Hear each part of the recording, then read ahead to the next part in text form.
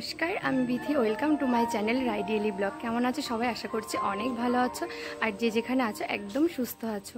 তো আজকে রেডি হয়েছি, একটা জায়গায় যাচ্ছি, তো একটা স্পেশাল কাজে। তো আগে বেরোই, তারপর তোমাদের সাথে যেতে যেতে শেয়ার করব। আর এই যে বেরোনোর আগে মাকে একটু প্রণাম করে নিলাম।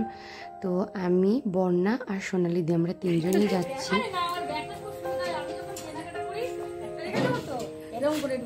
জিনিসটা সেফটিও থাকলে আমার সুবিধা হবে, যত টাকা লাগালো চলে গেল। এখন ওই 1:30 মতো বাজে। আর আজকে জানো তো, মোটামুটি আমার যে কাজগুলো আর কি, মানে বড় বড় যে কাজগুলো থাকে সেইগুলো না কমপ্লিট হয়ে গেছে।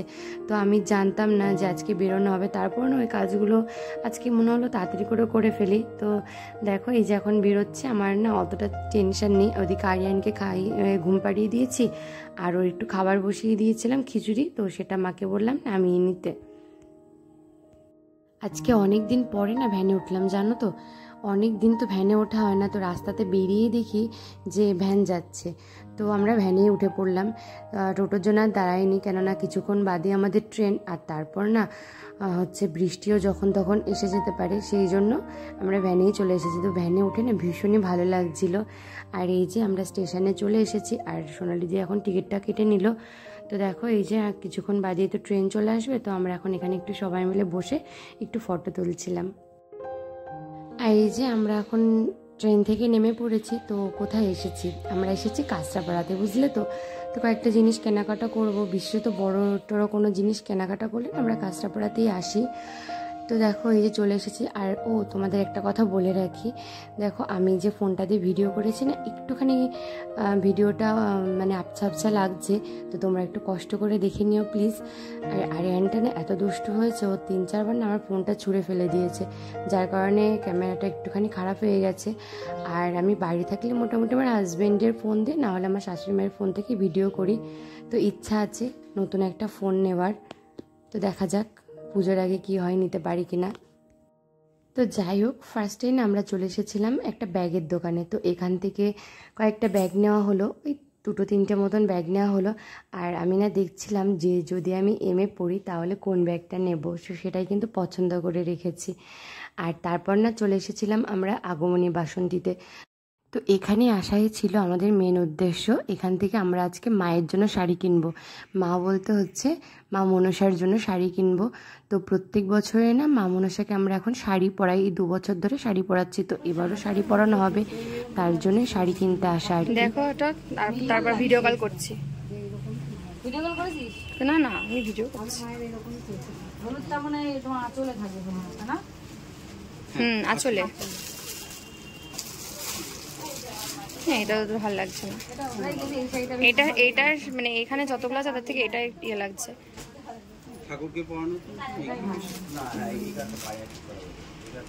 আর জাম কালারটা এটা সাইডে রেখে দিন, আর একটা জাম কালারটা দেখে নি। লাস্টে একবারে ফোন করছি তখন, মানে যখন ফাইনাল হবে তখন ফোন করে দেখো যে কোনটা।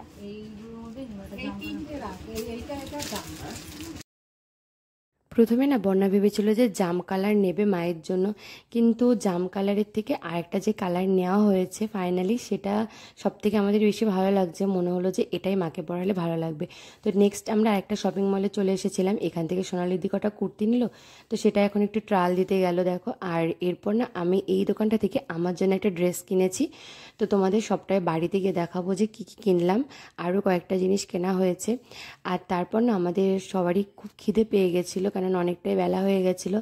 তার জন্য এখান থেকে একটুখানি সিঙ্গারা আর এই কচুরিটা যেন কি নাম, তো সেটাই নিয়ে নিল। আর তারপর স্টেশন থেকে না এই দোকানটা থেকে একটু ঘুগনি কিনে নিলাম। তো সেগুলোই এখন একটু চলো খেয়ে নিয়ে আগে। ক্ষুধার্ত প্রাণীরা সব খাচ্ছে। বাইরে কোথাও ভিডিও করা মানে সত্যি খুব মানে ভীষণই একটা চাপের ব্যাপার আমার জন্য। আমার তো ভীষণই লজ্জা করছিল। হ্যাঁ, আস্তে আস্তে এই লজ্জাটা কেটে যাবে আশা করি। তো এই যে দেখো আমাদের এখন ট্রেন চলে এসেছে, তো চলো আগে বাড়িতে যাই। আর এই যে এখন সন্ধ্যা হতে গেল, তো আমাদের মন্দিরে তো মনসামঙ্গল পড়া হচ্ছে। তো তাদের জন্য আমি মানে যারা পড়ছেন আর কি, তাদের জন্য জলটা বসিয়ে দিয়েছি। তো কিছুক্ষণ পরে ওনাদের চাটা দিতে হবে সন্ধ্যা দেওয়ার পর। তো দেখো আজকে না বাড়িতে আসার সময় মানে ট্রেন থেকে নেমে আমরা যখন টোটোতে উঠেছি তারপরে কি অঝোরে বৃষ্টি হচ্ছিল।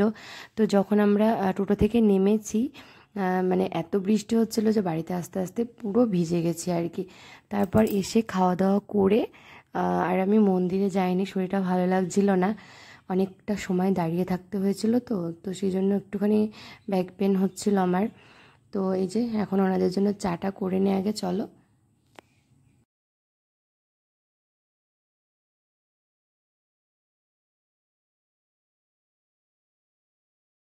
আর এদিকে দেখো চাটা করে না আমি সুন্দর করে থালাতে সাজিয়ে কাপ, তারপর চায়ের কেটলিটা, আর আমার অন্য হাতে ছিল বিস্কিটের কৌটো। তো এত সুন্দরভাবে মানে রোজই আমি এইভাবে নিয়ে যাই, কিছু হয় না। আর আজকে দেখো যেই না রান্নাঘর থেকে বেরিয়েছি এক পা দিয়েছি, ব্যাস হাত থেকে সমস্ত কিছু পড়ে গেল। 7-8টা মতন কাপ ছিল, তো 4-5টা মতন ভেঙে গেছে। কেমন লাগে বলো, আমার তো মনটাই খারাপ হয়ে গেছিলো। তো যাই হোক, তারপর আবার নতুন করে চা করে দিয়েছি ওনাদের, আর কাগজের কাপ ছিল সেটাতেই দিয়েছি। তো যাই হোক, সমস্ত মন খারাপ দূরে রেখে এখন মায়ের জন্য যে শাড়ি কেনা হয়েছে আর আমাদের জন্য যা যা কিনেছি সেগুলো সবাইকে এখন দেখাচ্ছিলাম। তো যে শাড়িটা দেখলে ওই শাড়িটা হচ্ছে মায়ের জন্য কেনা হয়েছে। তো তোমরা কিন্তু কমেন্ট করে জানাবে যে মাকে পরালে কেমন লাগবে, আর পরানোর পর তো অবশ্যই তোমাদের দেখাবো যে কেমন লাগছে। তো কদিন পরেই না সোনালিদি হচ্ছে গিয়ে পুরীতে যাবে, তো সেই জন্যই আর কি কেনাকাটা করতে গেছিলো। কুর্তি, তারপর ব্যাগ, এই যে দেখছো এই কুর্তিগুলো কিনেছে, আর তার সাথে ব্যাগ দুটোও কিনেছে। তো এই যে ব্ল্যাক কালারের ব্যাগটা দেখছো এটা আমাকে বন্যা দিয়েছে। তো এক প্রকার জোর করে দিয়েছে, আমি কিছুতেই নেব না। তো বললো যে তুই নে।